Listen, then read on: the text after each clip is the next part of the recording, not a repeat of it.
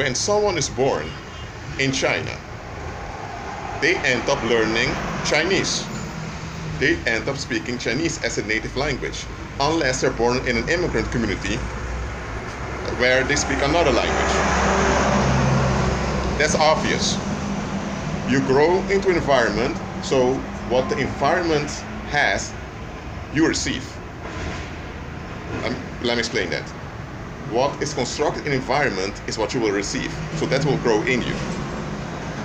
Now, if you migrate to another country and you work over there, sooner or later you'll pick up the language and you pick up the attitudes of the people at your workplace. That's how it goes. So a structure, whether it's a culture or a company or a school, it will affect you. It may not transform you completely, but it will have an effect on you nevertheless. Sometimes, not sometimes, often, you don't notice the effect it has on you till way later on. So, why am I reminding you of this? A deception is intended to deform you. It's intended to bring you in danger. But it deforms you in such a way that you can't see the danger you're lured into. That's why it's a deception. So, about this thing, not really a thing, about pagan Christianity, it appears like the real biblical revelation, but it's not. I've spoken a lot about pagan Christianity before, but let me tell you, pagan Christianity is quite dangerous. I'm not talking about people that are subscribed to pagan Christianity, because you also have believers who are still ill-informed, who are still deceived, who are stuck in pagan Christianity, but they are real believers. And then you have just churchgoers. So I'm not talking about the people directly, I'm talking about the structure. Pagan Christianity is very dangerous. Pagan Christianity, it's like, of course it's a cult that exists out of multiple subcults, but what pagan Christianity does, it brings you in a trauma bond. And because you're now stuck in a trauma bond, you need to work yourself out of that trauma bond. You need to seek relief from the trauma. And the trauma doesn't have to be real. But because you think it's real, it has an effect on your body, it has an effect on your mind. So your mind now becomes traumatized even though there's no trauma there. So now you seek relief from something that really ain't there, but there's an effect on you as if it's there. And that's what keeps you trapped in pagan Christianity. And you don't notice the danger in. Look, I'm not condemning anyone here, I'm just telling you to be alert. Pagan Christianity is quite dangerous. Pagan Christianity tends to make you narcissistic.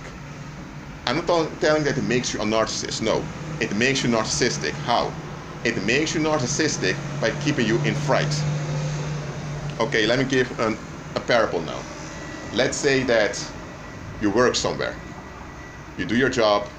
It's not heavy. It's not a heavy work, so it's healthy work. And you know, Friday I'm getting my paycheck. And now someone comes by and tells you, you know what? Who told you you're going to get your paycheck on Friday? Man, you need to work harder. You don't work hard enough. The boss is not happy for you. He's very upset. You need to work harder. If you don't work much harder, you won't get any paycheck and you will lose your house. So now what happens? You get frightened because you don't want to lose your house. You want to get your paycheck. You need a paycheck.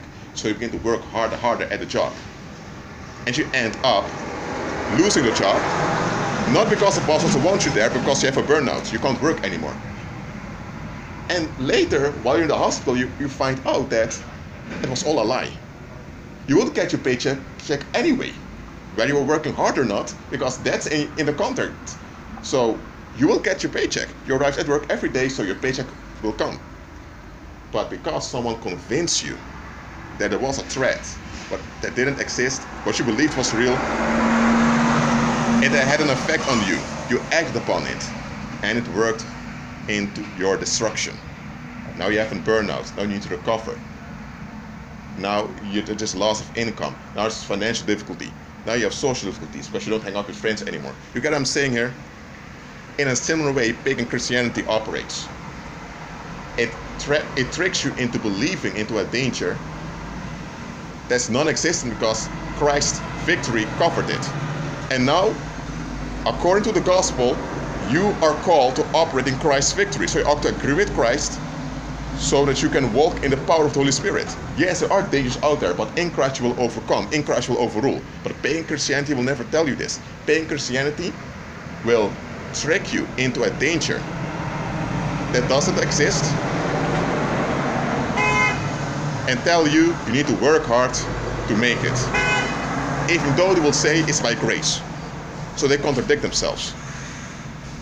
Anyway, I may have to make a long article about pagan Christianity. Just to remind you, just be aware, pagan Christianity is quite dangerous. Stay as far away of that abomination as possible. I'm not talking about the pagan holidays like Christmas, all of that. Those are just superficial things. I'm talking about the core deceptions, the core beliefs they're luring you into. I'm telling you, it's dangerous. For those who are delivered from pagan Christianity, I'm glad. Keep following Christ and be at peace.